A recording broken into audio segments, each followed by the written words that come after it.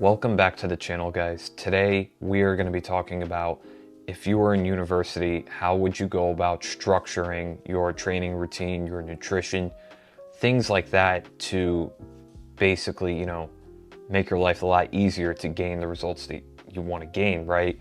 And overall, just find ways to be as consistent as possible. Like, how would you structure your routine as convenient as possible, in order to reach your goals? So let's just start off with the first part of this, which is the nutrition part. Okay, the nutrition part is a little tricky because some dorms have kitchens and some dorms don't have kitchens. Usually there's like a general kitchen that students can use if there isn't a kitchen in the dorm. So for those who have the kitchen in the dorm, you'll have like a stovetop, fridge, all the basic needs. If you have that ability, that is great. What I would do is, because if you're dorming with other people, you really want to save your spot in the fridge, right? You want to make sure that you're able to put all the ingredients, all the kinds of foods that you're going to eat in your section of the fridge. So you want to claim that area of the fridge for yourself. That is the first step. If you can do that, and you could kind of shop on a budget as well, especially when you're a college student, that would be great. You'll be able to prep your meals pretty much, and you'll be able to reach your weight goals, right? Or your, whatever goals it might be. If you don't have a kitchen in your dorm, what I would do is I would use the general kitchen at your, college, okay? I believe some colleges do have a general kitchen for you to actually cook in, but you have to reserve the time. I've seen that in a few schools before. So if you can do that, that would be ideal, obviously. And what I would do is just try to cook everything in bulk. Try to get the easiest kinds of foods to prep and just cook it in bulk. Try to get it done as quickly as you can, okay? Because number one, it's just going to save you time. And and then you'll just be able to reach your goals, essentially, I think is what I'm trying to say, right? You're going to save time. It is a bit of a pain to do because you got to go, take all the ingredients with you and then go cook it. But if you make the recipes pretty simple, it will really help speed up the process of the boring cooking part, right? So I would do that and cook everything in bulk, right? So you have everything set for the week, or 5 days of the week. And maybe on the weekends you go back home, or assuming you're a local, you live next to the college. If you don't live next to home, then you're just going to have to cook for the 7 days a week. Or maybe you have one day set where you're going to have like a big refeed day or something. So you'll have to really just see what your priorities are in that moment. If you really want to be on track, you're going to have to cook for the 7 days, in bulk. But if there's one day where you can let loose and kind of intuitively eat, you can do that as well. So you cook just 6 days for the 6 days of the week. So I would do that. If you don't even have that option, right? In terms of using a kitchen or something, it's going to be kind of tough to, structure your eating, right? Because you're going to be like, okay, I don't even have a kitchen. I don't have anything. So you're going to have to go to the dining hall. Now, what I would suggest at this point, right? Obviously, the results are not going to be as great as they can be, but it's still better than nothing. You're just going to really have to pick the stuff, maybe go a bit of a higher protein diet and lower carb, lower fat.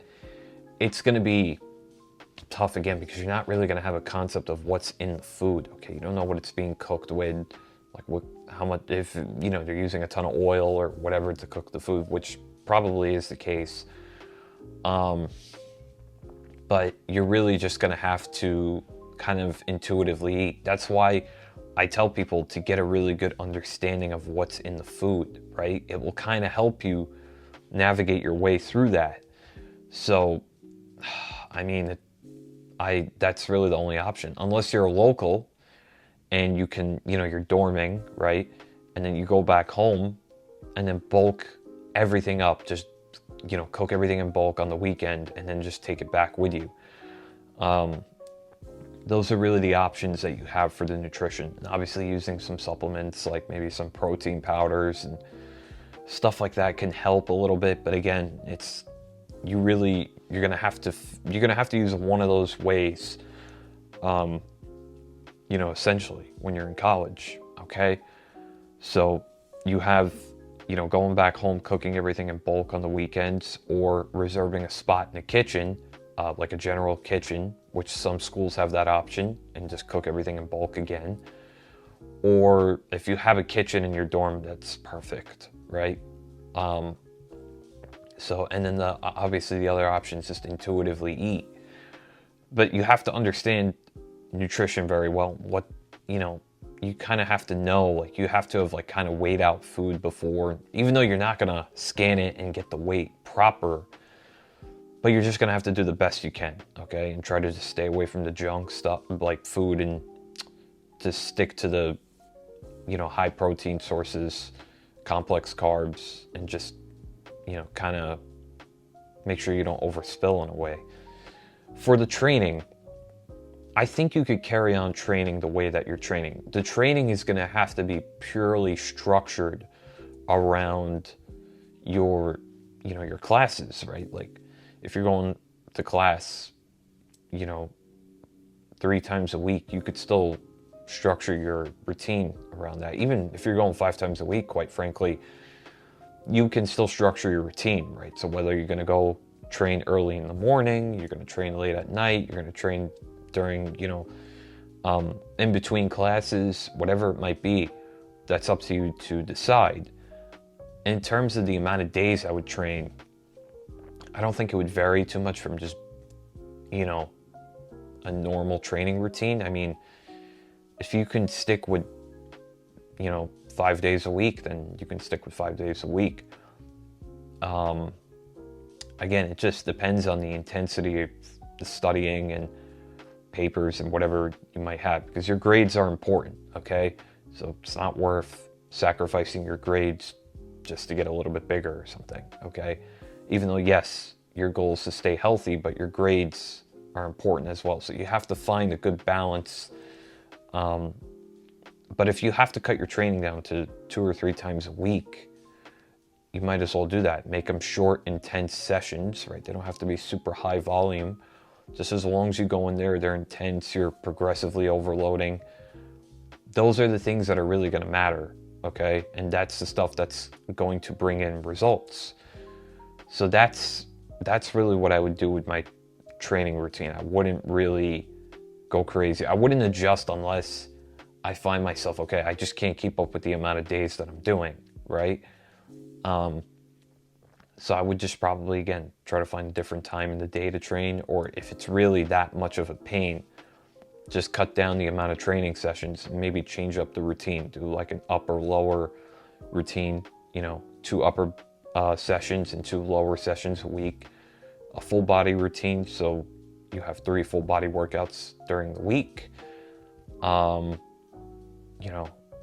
Posterior, anterior routine. So one day you're training the front of your body, another day you're training the back of your body, and you do two of each of those sessions. Those are things you can really do with your routine, and just keep the volume kind of moderate. I wouldn't go like crazy volume.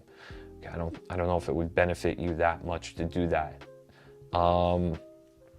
And honestly, again, what I would do is I would just focus on your grades, okay? If there's a week off where if there's a week that you have to take off for your grades, it's like a finals week or midterm week, focus on that, okay? That is why you're paying money to go to school, okay?